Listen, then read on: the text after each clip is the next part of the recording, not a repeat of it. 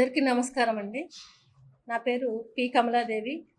నేను 3వ అదనపు జిల్లా న్యాయమూర్తి కాకినాడ మరియు మండల్ లీగల్ సర్వీసెస్ అథారిటీ చైర్మన్ కాకినాడగా 2.5 సంవత్సరాల నుంచి పనిచేస్తున్నానండి. నేను మీ అందరికీ ఒకటి జరిగిన విషయం చెప్పాలి. అది ఒక సందేశంగా మీ అందరూ చూసి స్ఫూర్తి అయ్యి వాటన్నిటికీ రియాక్ట్ అవ్వాలన్న ఉద్దేశంతో మండల్ లీగల్ సర్వీసెస్ అథారిటీ యొక్క కార్యక్రమాల్లో భాగంగా ఈ విషయాన్ని అందరి ముందు పెట్టాలి అని నేను భావించి మీకు చెప్తున్నానండి. అది నిన్న మార్నింగ్ ఎర్లీ మార్నింగ్ మామూలుగా లెగిచి బయటికి రాగానే డోర్ తీయంగానే నాకు ఒక ఆడమనిషి అంటే ఉత్త ప్యాంట్ వేసుకుని పైన ఏం లేకుండా కనిపించింది. అది చూడంగానే నేను షాక్ అయ్యాను. అలాగా అట్లా పబ్లిక్లో ఉండరు కదా, అందులో అమ్మాయి అరౌండ్ 40 to 50 ఉంటుంది. అమ్మాయిని చూడంగానే నాకేంటి ఇలా ఉంది ఏంటి, ఇదేదో సంథింగ్ రాంగ్. అంటే పిచ్చి అమ్మాయి అనలేము, ఏమి అనలేము, యంగ్ కాదు, ఓల్డ్ కాదు, పిచ్చి కాదు, అదో రకంగా అనిపించింది. అమ్మాయిని వెంటనే ఏం చేయాలి అనేది ముందు నాకు అనిపించి వెంటనే మా స్టాఫ్కి చెప్పి పోలీస్ వాళ్ళని పిలిచి అమ్మాయి గురించి చూడండి అని చెప్పాను. అయితే అందరూ నా దగ్గరకు వచ్చి ఆ అమ్మాయి మాకు గత 10 రోజులుగా ఇబ్బంది పెడుతుందండి, ఇక్కడే తిరుగుతుంది, బట్టలు లేకుండా తిరుగుతుంది, కోర్టు వర్కింగ్ అవర్స్లో కూడా అలాగే తిరుగుతుంది అని చెప్పారు. నాకు అప్పుడు స్టన్ అయ్యాను. 10 రోజులుగా తిరుగుతుంది, ఎవరు కూడా నాకు చెప్పలేదు, ఎవరు ఏమీ పట్టించుకోలేదు, అదేం కుదరదు, వెంటనే అమ్మాయిని రెస్క్యూ చేయాలి, మనము దానికి ఏం చేయాలి అని వెంటనే మా mandal legal services authority staff Sanjay గారికి ఫోన్ చేశారు. ఫోన్ చేస్తే ఆమె వెంటనే రెస్క్యూ దిశ వన్ స్టాప్ సెంటర్ వాళ్ళకి ఫోన్ చేసి వాళ్ళని వెంటనే రంగంలోకి తెప్పించారు.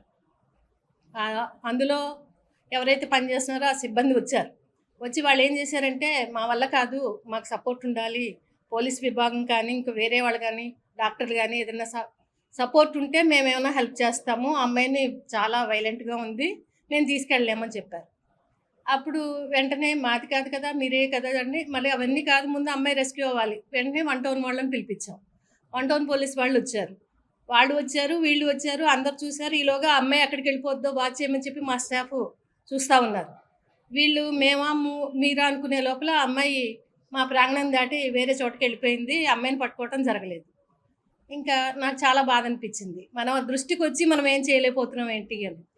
సరే అలా అనుకుంటే రాత్రి నైట్ డ్యూటీకి వచ్చే వాళ్ళకి నిన్న జరిగిన సంఘటన అంతా చెప్తే కాషియస్గా ఉండండి అంటే అమ్మాయి ఇక్కడే ఉంది అని అతను చెప్పాడు. అదేంటి అమ్మాయి ఇక్కడే ఉందా అని వెంటనే మళ్ళీ పోలీస్ వాళ్ళకి దిశ వాళ్ళకి ఫోన్లు చేశాం. చేయగానే వాళ్ళందరూ వచ్చారు. ఎంతమంది అంటే అమ్మాయి ఎంత వైలెంట్గా ఉందంటే వాళ్ళని చాలా దూరం పరిగెత్తించి వీళ్ళంతా చేసి అంతమంది పట్టుకుంటే కానీ తీసుకెళ్ళిపోయారు. ఇప్పుడు అమ్మాయిని తీసుకుని దిశ వన్ స్టాప్ సెంటర్లో ఉంచారు.